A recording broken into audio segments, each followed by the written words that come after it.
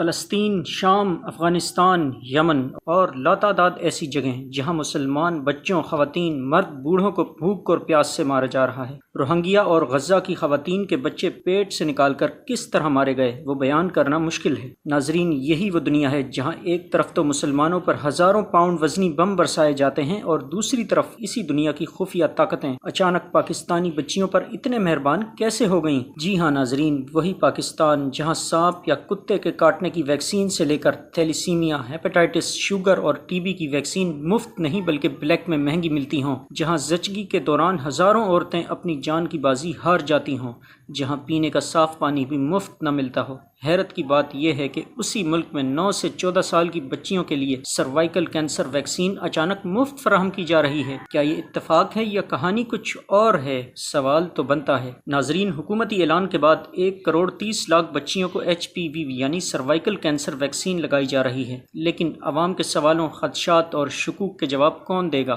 یہ بات درست ہے کہ سروائیکل کینسر واقعی ایک خطرناک مرض ہے اور پاکستان میں ہر سال تقریباً 5,000 خواتین اس میں مبتلا ہوتی ہیں، جس میں سے 3,000 اپنی جان سے ہاتھ دھو بیٹھتی ہیں۔ لیکن یہ سب سے عام کینسر نہیں، سب سے زیادہ کیسز تو بریسٹ کینسر کے ہیں، یعنی 90,000 سالانہ کیسز، جس میں سے ہر سال 44,000 خواتین اپنی جان سے ہاتھ دھو بیٹھتی ہیں۔ اب آپ خود بتائیں کہ 90,000 خواتین کو ویکسینیشن کی زیادہ ضرورت ہے یا 5,000 خواتین کو؟ ناظرین، اب ہم HPV ویکسین کی حقیقت سے پردہ اٹھاتے ہیں۔ 2006 میں متعارف ہونے والی گارڈسل ویکسین کو ایک معجزاتی دوا کے طور پر پیش کیا گیا، مگر یہ حقیقت ہے کہ HPV وائرس کی 200 سے زائد اقسام ہیں، جبکہ پاکستان میں جو ویکسین لگائی جا رہی ہے یہ صرف 4 اقسام کے وائرس سے ہی تحفظ دے سکتی ہے، جبکہ خطرناک اقسام 12 سے زائد ہیں، یعنی ویکسین لگوانے کے باوجود بھی مکمل تحفظ نہیں ملتا اور اس کا اثر بھی مستقل نہیں رہتا، چند سال بعد کمزور ہو جاتا ہے اور پھر بوسٹر ڈوز کی ضرورت پڑتی ہے۔ ناظرین، دنیا کے کئی ممالک نے اس ویکسین پر سنجیدہ سوالات اٹھائے ہیں اور کچھ ممالک تو اس ویکسین کے منفی اثرات کی وجہ سے اس کو بین بھی کر چکے ہیں۔ بھارت میں بل گیٹس فاؤنڈیشن کی مالی معاونت سے ہونے والی ویکسینیشن کے ٹرائلز کے دوران سینکڑوں بچیاں بیمار ہوئیں، جن میں سے کچھ جان سے بھی گئیں۔ اس واقعے کے بعد ہندوستان نے فوری طور پر اس ویکسین کو بند کر دیا۔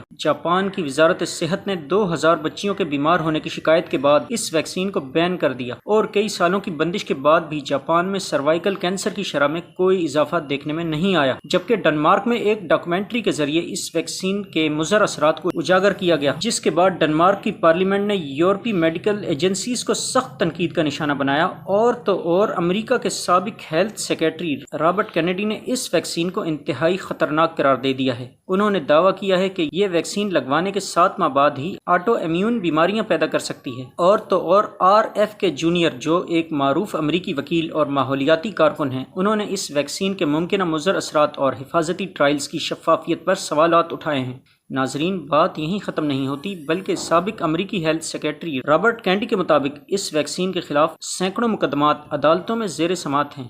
ناظرین، پاکستانی عوام کو یہ حق حاصل ہے کہ وہ اپنے حکمرانوں اور صحت کے اداروں سے سوال کریں کہ اگر دنیا کے کئی ترقی یافتہ ممالک اس ویکسین کی افادیت اور حفاظت پر سوالات اٹھا رہے ہیں تو پھر ہمارے ملک میں ہی بغیر کسی تحقیق کے اس متنازع ویکسین کو کیوں ہماری معصوم بچیوں کی رگوں میں اتارا جا رہا ہے؟ حالانکہ لاکھوں لوگ ہر سال دوسرے امراض کی وجہ سے موت کے منہ میں جا رہے ہیں، ان کا سدباب کون کرے گا؟ ناظرین، یہ بات اس وقت مزید پریشان کن ہو جاتی ہے جب ہمیں یہ پتہ چلتا ہے کہ اس ویکسین کی سب سے بڑی ڈونر بل گیٹس فاؤنڈیشن ہے۔ جی ہاں ناظرین، وہی بل گیٹس جو ایک انتہائی طاقتور امریکی شخص ہے۔ یہ نہ صرف اسرائیل کا اتحادی ہے بلکہ اس کے ہاتھ غزہ کے نہتے عوام کے خون سے بھی رنگین ہیں۔ سونے پہ سہاگا یہ کہ پاکستان میں کوئی ایسی لیبارٹری سرے سے ہی موجود نہیں ہے جو HPV ویکسین اور اسی طرح کی دیگر ویکسینز کی جانچ کر سکے، جو عالمی ادارے ہمارے بچوں کو آئے روز مفت میں پلانے کے لیے بےتاب نظر آتے ہیں۔ ناظرین، بریسٹ کینسر، ہیپاٹائٹس اور زچگی جیسے بڑے مسائل کو چھوڑ کر یہ ویکسین سب سے اہم کیسے بن گئی؟